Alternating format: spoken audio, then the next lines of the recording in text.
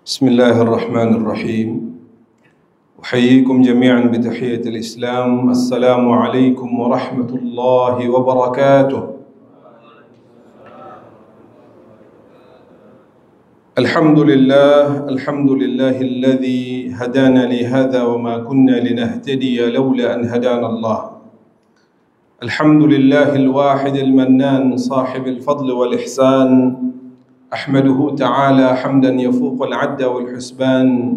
أشهد أن لا إله إلا الله وحده لا شريك له، وعد من أطاعه بفسيح الجنان، وتوعد من عصاه بالحميم الآن. وأشهد أن سيدنا ونبينا محمدا عبده ورسوله صفة بني الإنسان، صلوات الله وسلامه عليه وعلى آله وأصحابه أهل العلم والإيمان. قال الله تعالى في كتابه الكريم: أعوذ بالله من الشيطان الرجيم، بسم الله الرحمن الرحيم. يا أيها الذين آمنوا اتقوا الله وقولوا قولا سديدا يصلح لكم أعمالكم ويغفر لكم ذنوبكم، ومن يطع الله ورسوله فقد فاز فوزا عظيما. سبحانك لا علم لنا إلا ما علمتنا إنك أنت العليم الحكيم. اللهم علمنا ما ينفعنا وانفعنا بما علمتنا وزدنا علما يا رب العالمين. أما بعد. Bagaimana kabarnya ya sekalian? Alhamdulillah, Masya Allah. Segala puji bagi Allah Subhanahu wa ta'ala Rabbul Izzati wal Jalal, yang sampai saat ini Alhamdulillah masih melimpah ruahkan beragam nikmat kepada kita. Dengannya kembali di sore hari yang barakah ini, di tempat yang kita cintai, kita hadir dalam rangka tentu saja yang pertama adalah untuk menunaikan kewajiban kita selaku hamba Allah. Dan selanjutnya kita duduk di sini untuk saling nasihat menasihati dalam kebaikan, kebenaran dan juga kesabaran, dan tidak kalah penting tentu saja untuk bertafaquh fid din. Mudah-mudahan apa yang telah kita niatkan ikhwatul iman kita lakukan diterima oleh Allah Subhanahu wa taala, dicatat sebagai amal salih pemberat timbangan kebaikan kita, dan dengannya semoga Allah Subhanahu wa taala memudahkan langkah kita menuju jannahnya. Amin ya rabbal alamin. Salawat teriring salam semoga tetap tercurah limpahkan kepada manusia terbaik teladan sepanjang zaman, Nabiur Rahmah, qudwah hasanah kita, Nabi besar Muhammad sallallahu alaihi wa alihi wasallam, beserta istri, keluarga, sahabat dan pengikutnya hingga akhir zaman insyaallah taala. Khatul iman, alhamdulillah kita bisa kembali duduk dalam majlis yang mulia ini setelah kurang lebih, kalau anak pribadi, 2 bulan kalau tidak salah, 2 bulan libur, karena salah satunya adalah mengisi Ramadan dengan aktivitas muayasyah dengan Al-Quran. Dan pada hari ini masih dalam suasana Syawal, meskipun sudah di penghujung Syawal, saya ingin tetap mengucapkan taqabbalallahu minna wa minkum salihal a'mal. Semoga apa yang telah kita lakukan di bulan Ramadan kemarin diterima oleh Allah Subhanahu wa ta'ala.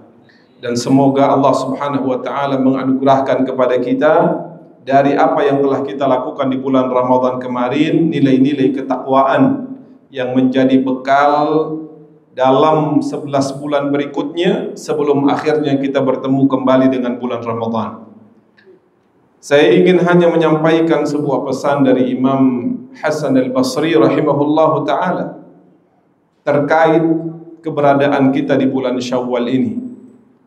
Kalau di bulan Ramadan kemarin segala ketaatan itu dimudahkan, maka buah dari ketaatan itu kalau kita ingin mengukur, melihat, menilai diterima atau tidak apa yang telah kita lakukan, lihatlah di bulan setelahnya. Kata beliau, wa inna min jaza'al hasanah al-hasanatu ba'daha wa min 'uqubati as-sayyi'ati as-sayyi'atu ba'daha. Wa man qabila Allahu 'amalahu waffaqahu Allahu li'amalin salihin ba'dahu.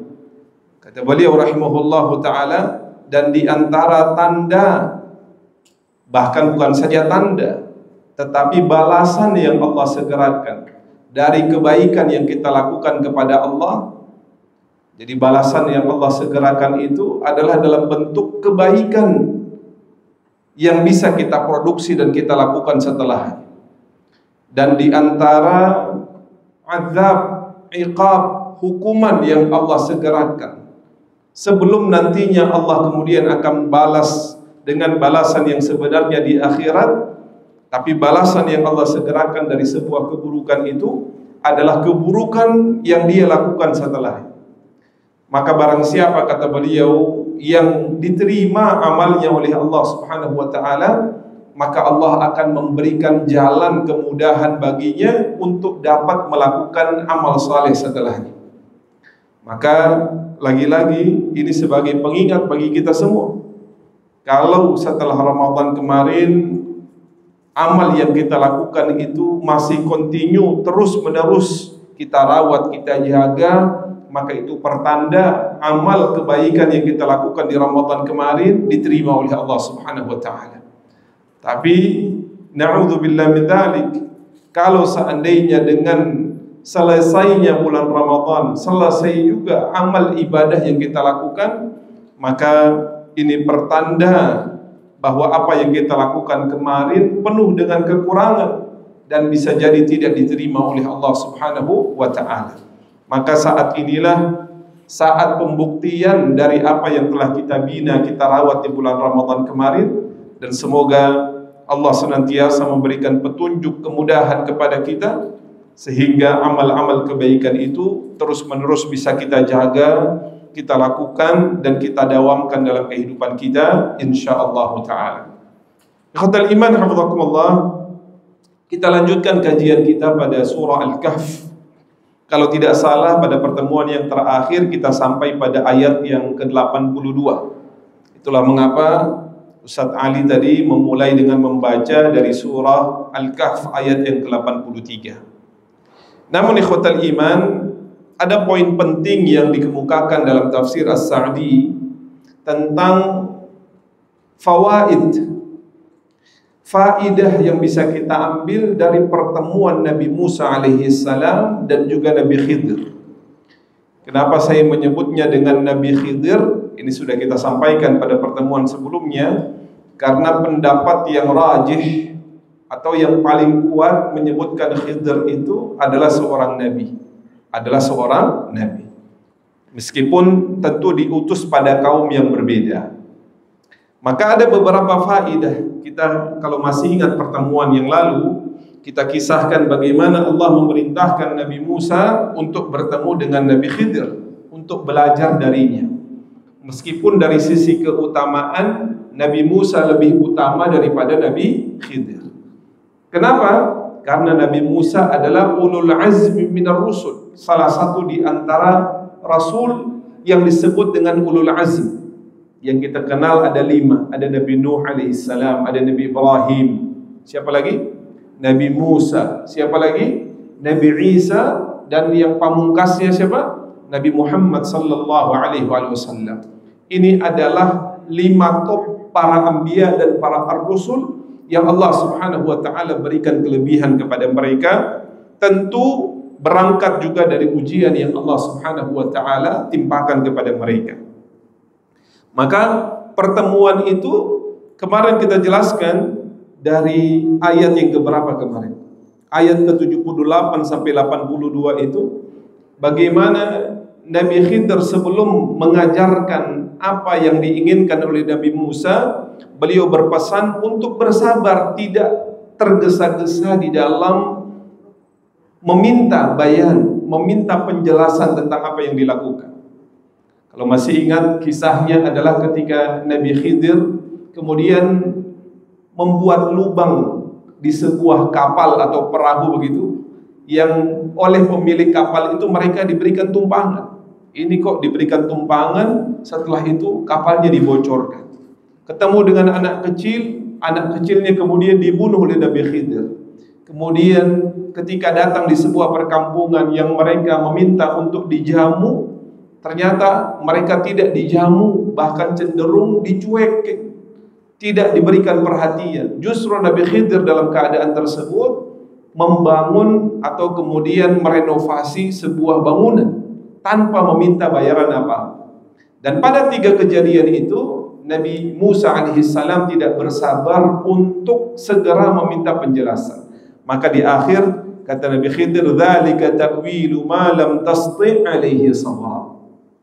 Nah, dari pertemuan tersebut ada beberapa faedah sebelum kita masuk pada kisahnya Dzulqarnain yang kemudian hendaknya kita ambil sebagai pelajaran dalam proses yang Allah Subhanahu wa taala hadirkan.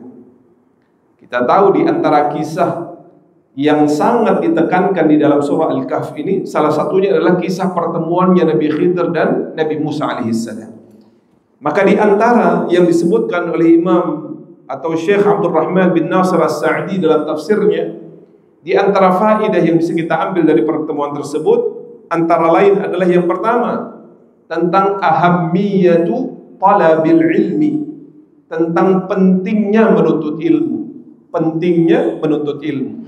Sampai-sampai seorang manusia sekali bernabi, Nabi Musa alaihissalam tetap diperintahkan oleh Allah Subhanahu wa taala untuk menuntut ilmu.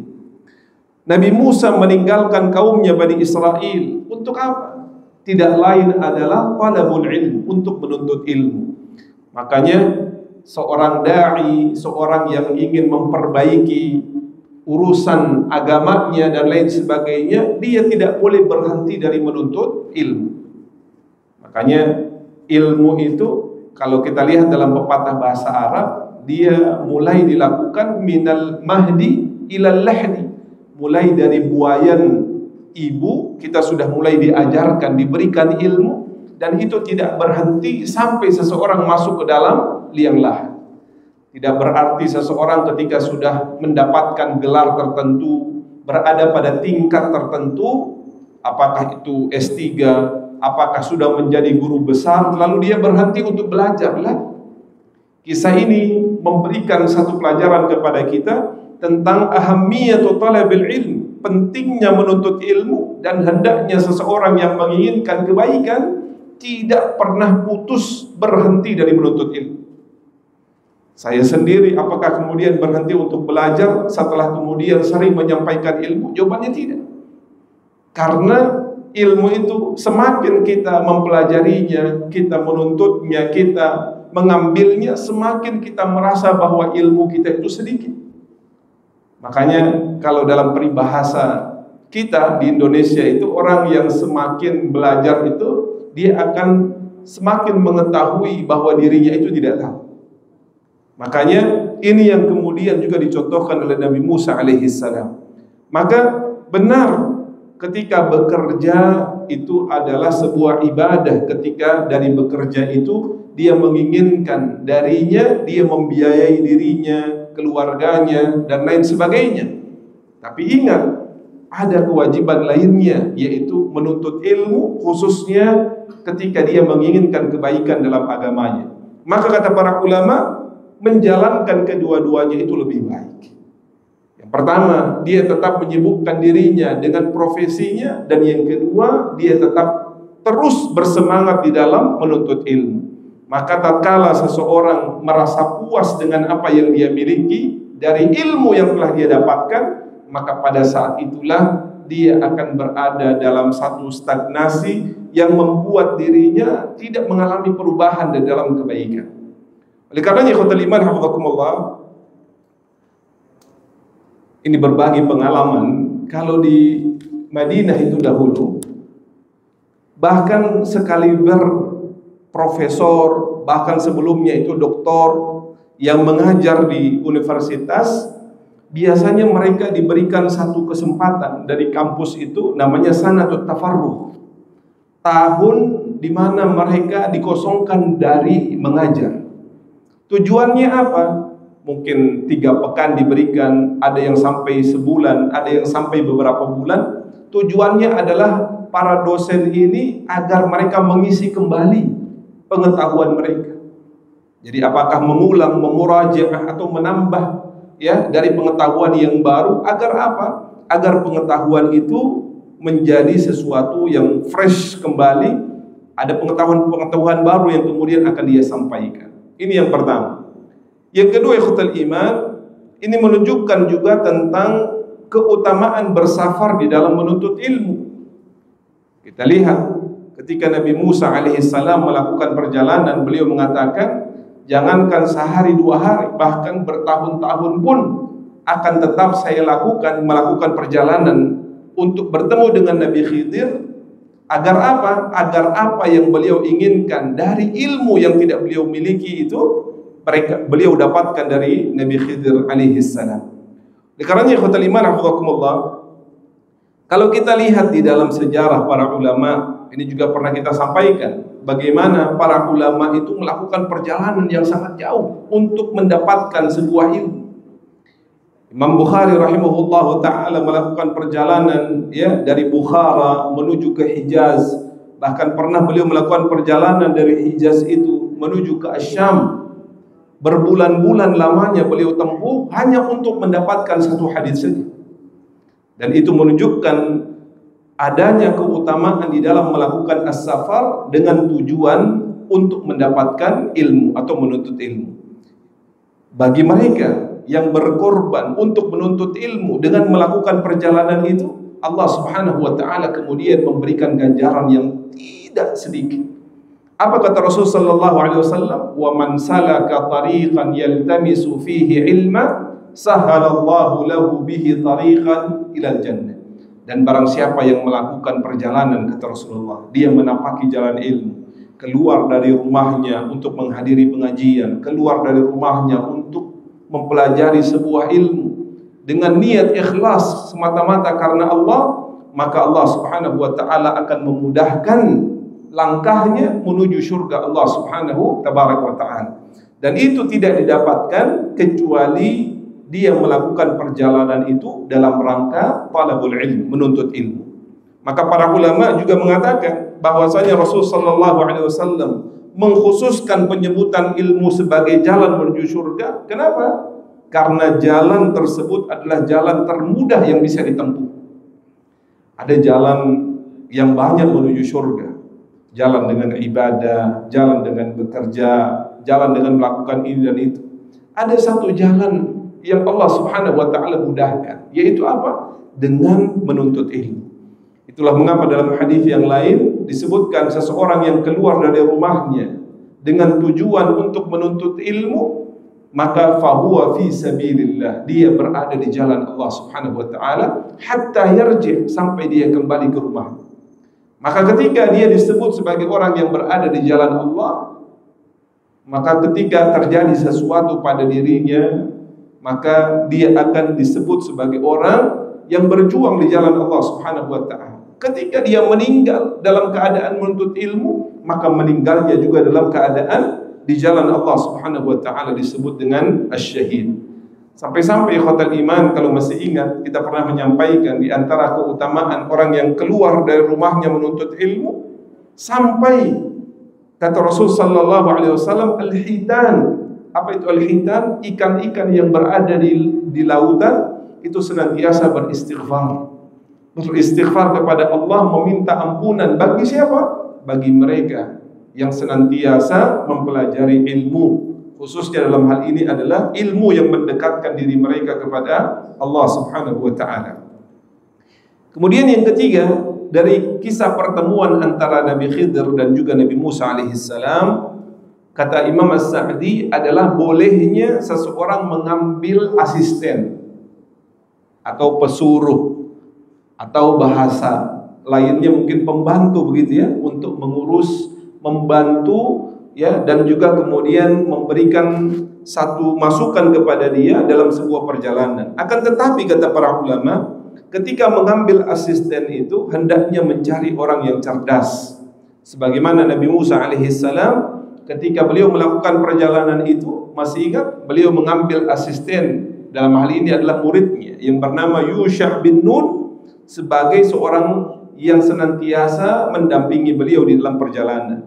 Karena Yusha bin Nun ya, setelah hari itu kelak kemudian beliau diangkat menjadi nabi, menjadi seorang nabi juga ya, yang kemudian dikenal dengan Nabi Yusha. Kemudian yang keempat kata beliau, adalah hendaknya seseorang mengambil ilmu dari siapapun yang memberikan manfaat kepadanya. Itulah mengapa disebutkan seseorang berada di dalam keutamaan mencari ilmu apabila dia mengambil ilmu dari orang yang berada di atasnya, dari orang yang semisal dengannya, bahkan dari orang yang lebih rendah keilmuannya darinya. Makanya ada pepatah dalam bahasa Arab itu, apa sebutannya itu? Undur ila ma qala wa la tandur ila man qala. Dengarkan, ambil faidah dari apa yang dikatakan oleh seseorang, tanpa kemudian engkau melihat siapa yang mengatakannya. Apa artinya ikhwatul iman? Ada ilmu-ilmu tertentu, faidah-faidah tertentu yang bisa kita ambil, kita dapatkan meskipun dari orang yang dalam tanda petik lebih rendah daripada kita secara keilmuan. Benar, secara etika juga secara formalnya ketika kita belajar mengambil ilmu, kita belajar dari orang yang memiliki ilmu yang lebih banyak daripada kita. Tapi kesempatan untuk belajar itu tidak serta-merta dibatasi oleh itu saja. Makanya di dalam pepatah itu dikatakan, tidak dikatakan seseorang itu memiliki hikmah kecuali dia belajar dari orang yang lebih tinggi darinya, orang yang setara dengannya, dan juga orang yang lebih rendah darinya. Salah satu dalilnya apa? Ketika Nabi Musa alaihissalam belajar kepada Nabi Khidir.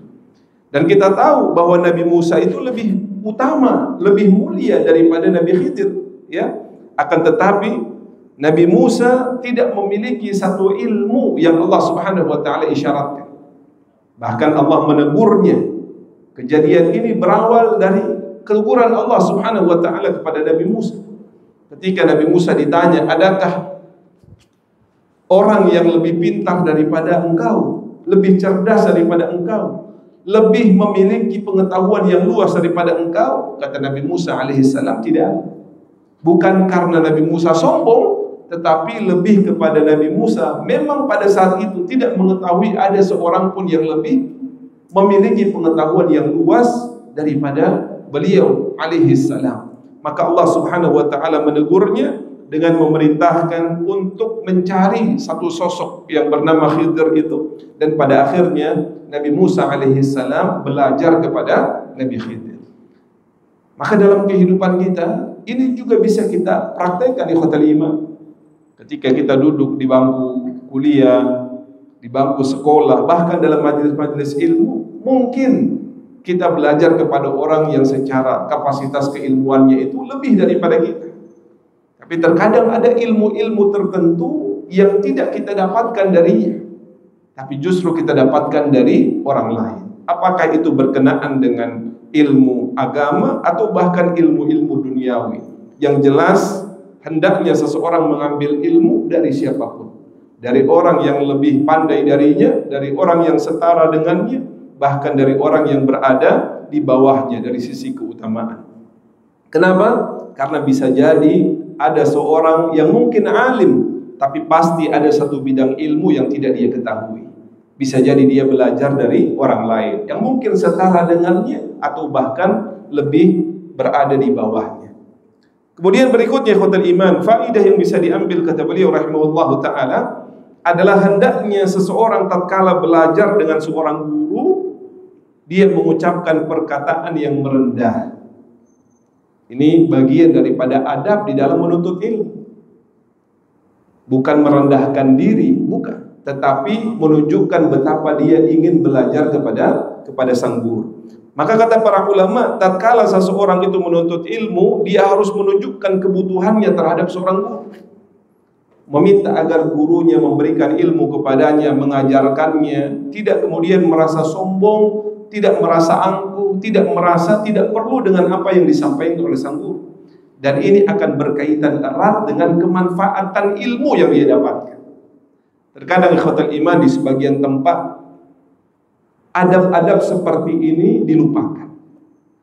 Kadang-kadang di sini alhamdulillah ya masih menjaga hal-hal seperti itu, tapi ada di beberapa tempat ikhwatul iman, na'am, meskipun itu sudah kajian sifatnya rutin, tapi ada hal yang menunjukkan empati kita, menunjukkan kebutuhan kita terhadap ilmu. Minimal dengan apa? Dengan mengingatkan, contohnya seorang guru yang akan mengajar, saat ya hari ini jadwalnya untuk mengajar dan seterusnya. Di sini alhamdulillah senantiasa diingatkan. Tapi ada di beberapa tempat itu karena sudah menjadi sebuah hal yang rutin, ya mau ustadznya datang tidak datang, yang jelas itu sudah menjadi jadwal dari ustadz tersebut tanpa ada pemberitahuan dan lain sebagainya.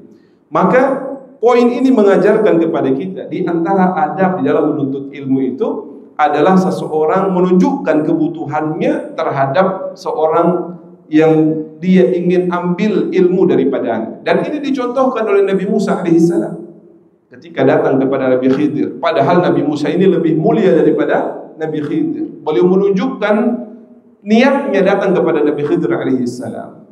Bahkan ketika Nabi Khidir memberikan syarat-syarat, kalau kamu mau belajar kepada saya, ini syaratnya. Tidak boleh bertanya sebelum saya jelaskan, ikuti saja, tidak boleh banyak membantah dan lain sebagainya. Nabi Musa alaihissalam itu menerima. Dan ini sebagai bukti kesungguhan beliau ingin menuntut ilmu, mendapatkan apa yang diajarkan oleh Nabi Khidir kepada beliau alaihi wassalam.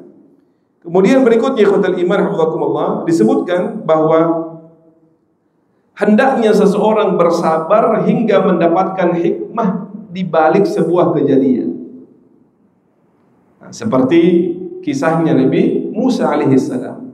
Beliau tidak sabar ketika melihat Nabi Khidir melakukan hal-hal yang menurut beliau itu adalah sebuah kemungkaran. Membolongi perahu orang yang sudah membantu, membunuh anak kecil, kemudian justru membangun bangunan orang yang pelit yang tidak mau kemudian memberi makanan, menjamu mereka. Ini hal yang menurut Nabi Musa alaihissalam sebuah kemungkaran. Tapi apa yang kemudian bisa kita ambil pelajaran itu? Nabi Khidir tidak menginginkan ketergesaan di dalam mengambil sebuah hikmah. Karena terkadang ikhwatal iman, Allah subhanahu wa ta'ala tidak langsung menampakkan hikmah dari sebuah kejadian yang menimpa kita.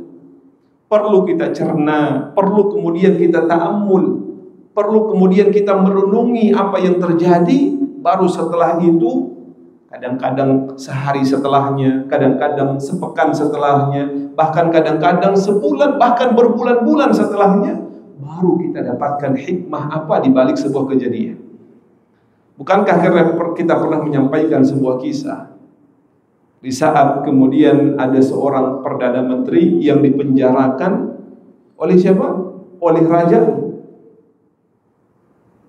Karena apa? Karena dia memberikan sebuah jawaban yang tidak memuaskan sang raja.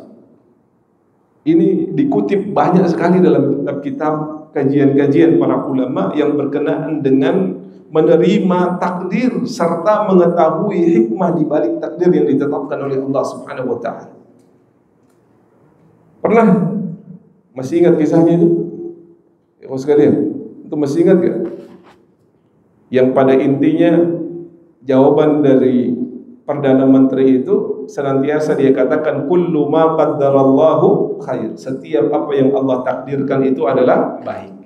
Hanya saja hikmahnya terkadang kita ketahui saat ini, bisa jadi besok, bisa jadi di waktu-waktu yang akan datang. Salah satu hikmahnya adalah ketika perdana menteri itu ditanya oleh sang raja tentang musibah yang menimpa sang raja. Apa musibah yang menimpa sang raja? Ketika sang raja tanpa sengaja karena pusing memikirkan keadaan dari rakyatnya, dia memotong buah itu sampai jarinya itu hampir putus. Jadi memotong buah itu sambil melamun, akhirnya jarinya itu terpotong bahkan hampir putus. Maka sang raja memanggil perdana menteri lalu bertanya, ini kejadian apa lagi yang akan menimpa kita? Sudah kita mengalami musim paceklik, sekarang saya mau motong buah, tangan saya hampir putus ini. Apa pendapatmu wahai perdana menteri? Maka jawaban perdana menteri sama. Itu semuanya ada hikmahnya, bahwa apa yang Allah tetapkan bagi kita adalah baik menurut Allah Subhanahu wa taala. Kita saja yang tidak mengetahui hikmah di balik itu. Atau tergesa-gesa ingin mengetahuinya padahal Allah Subhanahu wa taala belum mengizinkan kita untuk mengetahui hikmah itu. Akhirnya sang perdana menteri dipenjara oleh sang raja. Ketika beberapa saat sudah berada di penjara, Raja turun menjenguk Perdana Menteri, lalu mengatakan, nah sekarang sudah di penjara. Apa pendapat?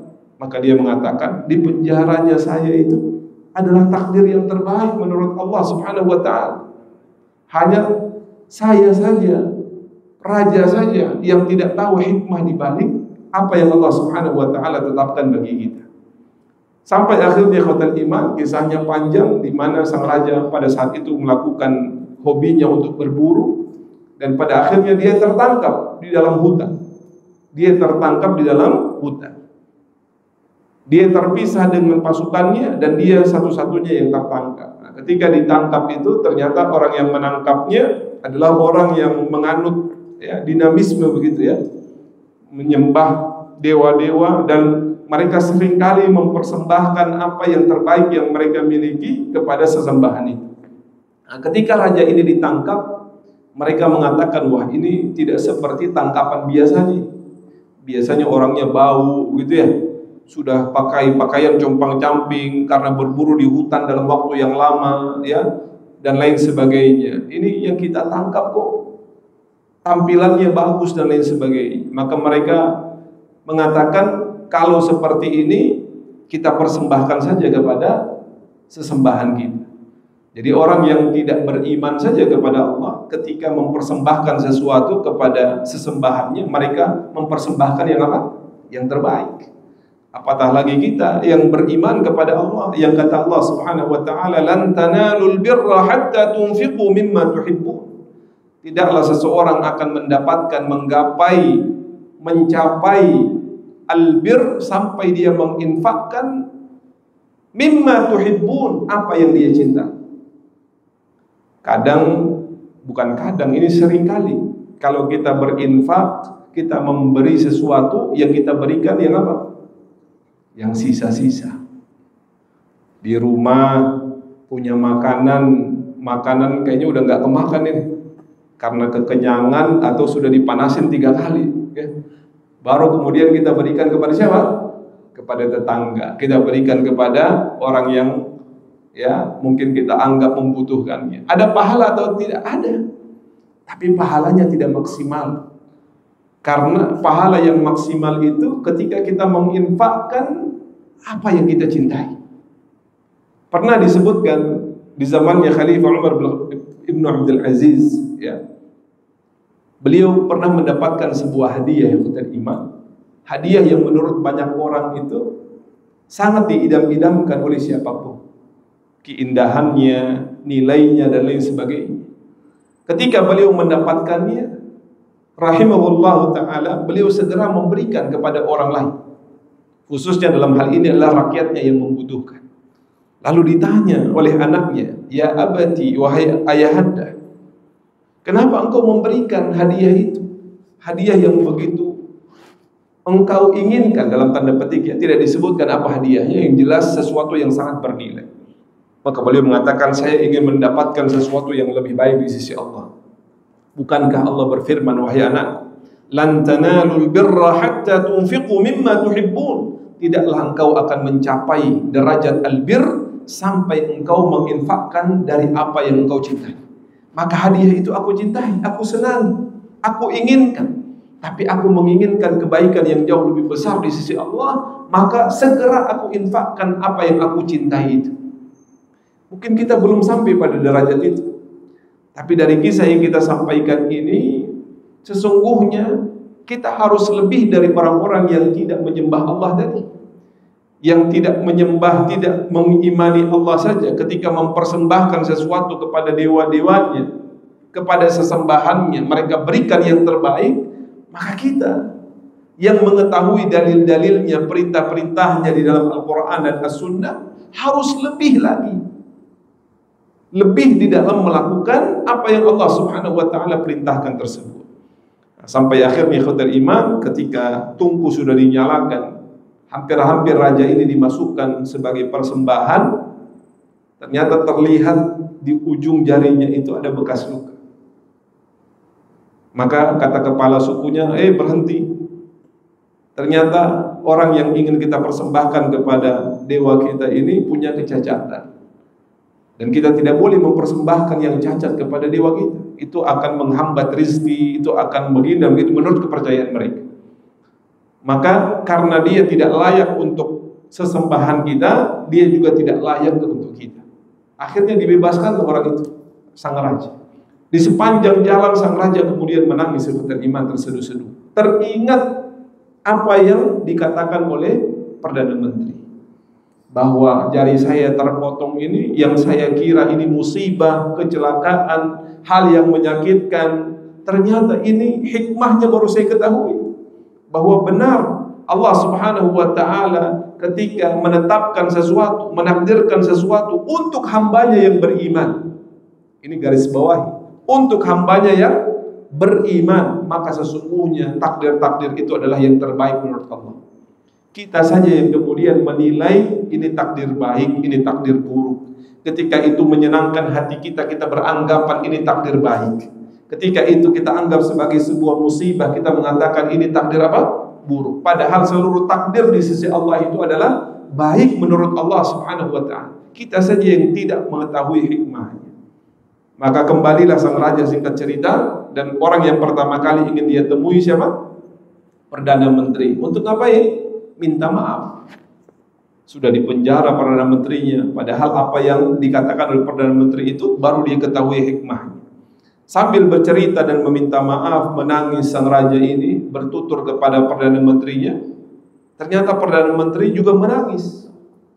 Ya, juga menangis. Raja bingung, wah, sebegitu tersentuhnya engkau dengan ceritaku, wahai Perdana Menteri. Kata Perdana Menteri, saya menangis bukan karena ceritamu, wahai raja. Saya menangis karena benar apa yang Allah Subhanahu wa ta'ala katakan. Apa yang saya sebutkan, kullu ma qaddarallahu khair, itu adalah benar. Alhamdulillah saya dipenjara, wahai raja. Kalau saya tidak dipenjara, selama ini saya tidak pernah berpisah dengan engkau. Kalau engkau berburu, pasti aku berada di samping. Kalau kita tertangkap, atau engkau tertangkap, pasti aku juga tertangkap. Dan kalau engkau memiliki luka, aku tidak memiliki luka.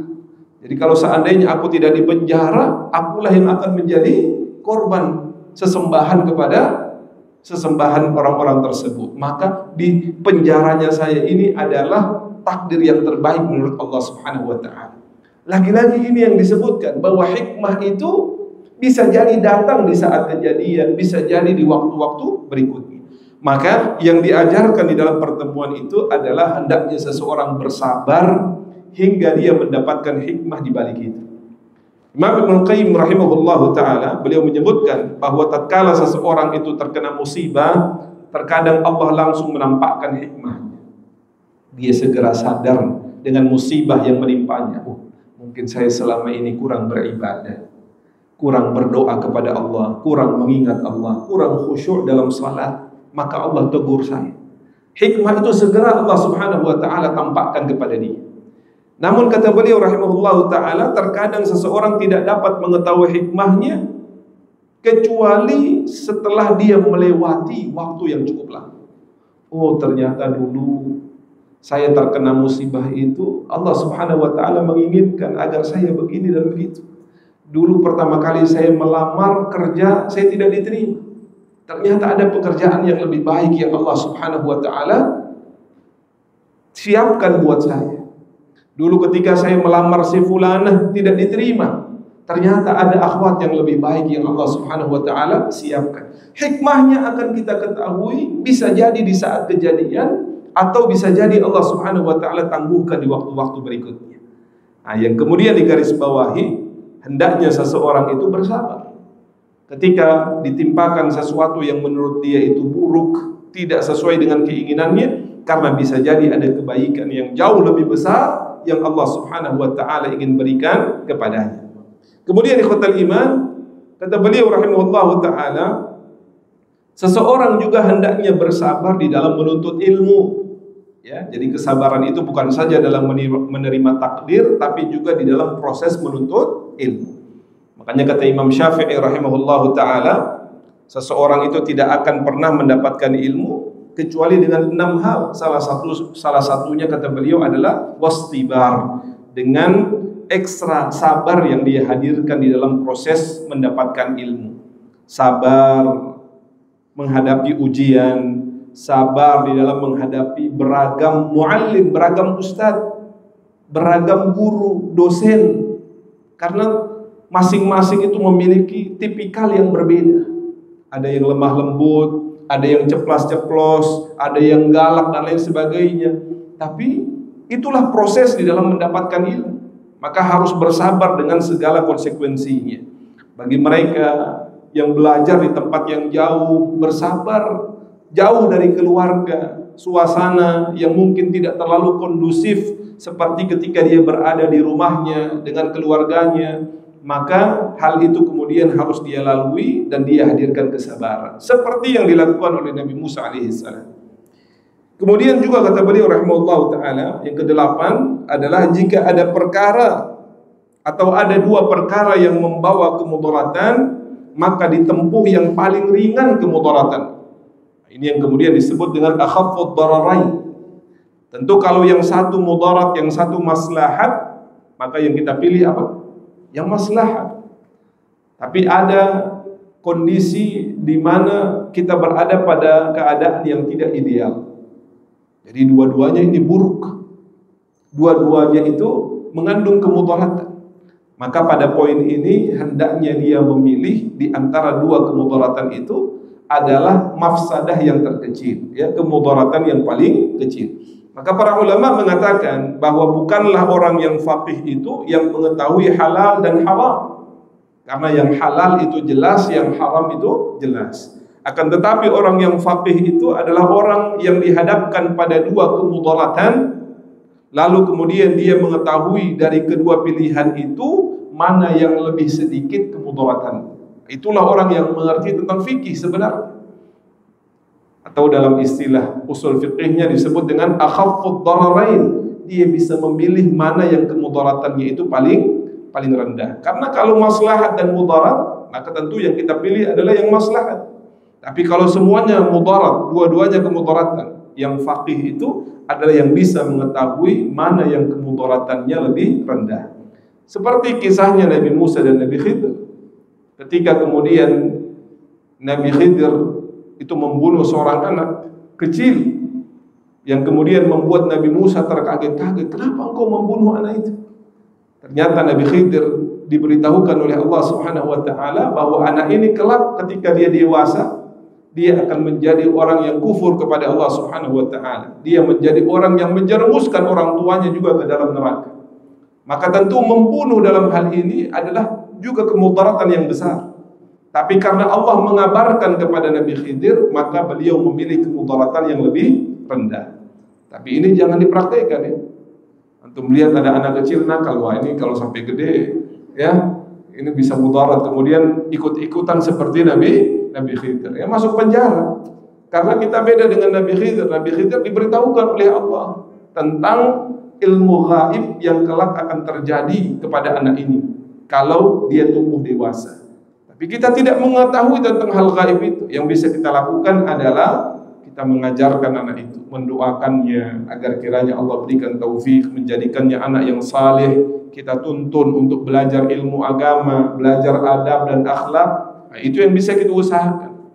Tidak mentang-mentang setelah belajar tafsir surah Al-Kahf, mengetahui Nabi Khidir bunuh anak kecil yang nakal, kemudian ikut-ikutan lah, ya. Jangan sampai melakukan hal yang sama. Kemudian berikutnya adalah berkhidmat kepada orang yang saleh. Ya, pelajaran yang bisa kita ambil juga adalah kata Syekh Abdul Rahman As-Sa'di dalam tafsirnya bahwa tidak ada alasan yang mendorong Nabi Khidir untuk membenahi tembok yang miring kecuali alasan yang menyebutkan bahwa kedua orang tua dari anak tersebut adalah orang yang saleh.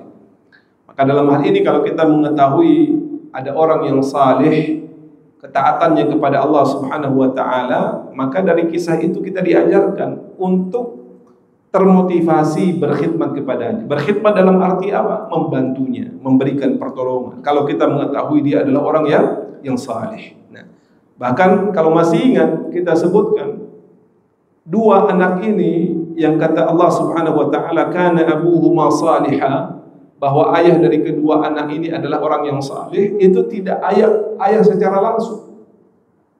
Tapi dalam beberapa riwayat itu disebutkan di dalam tafsir, dua anak ini adalah keturunan yang ketujuh. Jadi ayahnya, kakeknya, buyutnya dan seterusnya, jadi sudah 7 generasi. Tapi kesalihan dari apa tuh kita sebutnya? Bukan buyut lagi tuh ya, sudah 7 generasi di atasnya. Kesalihannya itu berdampak kepada cucu dan cicitnya. Ini memberikan satu pelajaran kepada kita ikhwatal iman. Ternyata kesalihan yang kita upayakan, kita hadirkan itu berdampak kepada keturunan kita. Jadi kalau mau anak-anak kita itu saleh, anak-anak kita itu terjaga akhlaknya, budi pekertinya, agamanya, maka yang harus kita upayakan adalah kita mensalihkan dulu diri kita. Kita doakan, kita bimbing dan lain sebagainya, maka penjagaan Allah Subhanahu wa taala itu tidak hanya kepada diri kita, tapi juga kepada anak keturunan kita insyaallah taala. Dan yang terakhir adalah tidak boleh seseorang itu menyandarkan keburukan kepada Allah Subhanahu wa taala. Sebagaimana Yusha' ibn Nun yang mengatakan bahwa yang membuatnya lupa adalah syaitan, ansaniya syaitan. Jadi kalau sesuatu yang hadir dalam bentuk keburukan ya dalam kehidupan kita, maka tidak boleh menyandarkannya kepada Allah Subhanahu wa taala. Ya. Tergelincir, terjadi sesuatu, bahkan lupa dalam hal ini, yang menyebabkan itu semua adalah apa yang kita lakukan atau kemudian syaitan goda kepada diri kita. Sebagaimana juga disebutkan ketika Nabi Khidir mengatakan bahwa dia ingin merusak kapal tersebut, maka hal ini menunjukkan bahwa tatkala seseorang melakukan keburukan, dia harus menyandarkan kepada pelakunya, bukan kepada Allah Subhanahu wa taala. Ini bagian daripada adab kita kepada Allah Subhanahu wa taala. Tapi ketika itu dalam bentuk kebaikan, maka hendaknya kita mengembalikannya kepada Allah Subhanahu wa taala. Hadza min fadli rabbi. Ini adalah keutamaan yang Allah Subhanahu wa taala berikan kepada kita. Baik. Itu 10 kurang lebih faidah yang bisa kita ambil dari kisahnya Nabi Musa dan Nabi Khidir, dan ini kita jadikan sebagai pelajaran. Jadi itu bukan saja kisah yang kita nikmati ceritanya, tetapi pelajarannya kita ambil, faidahnya kita serap dan kita laksanakan di dalam kehidupan kita.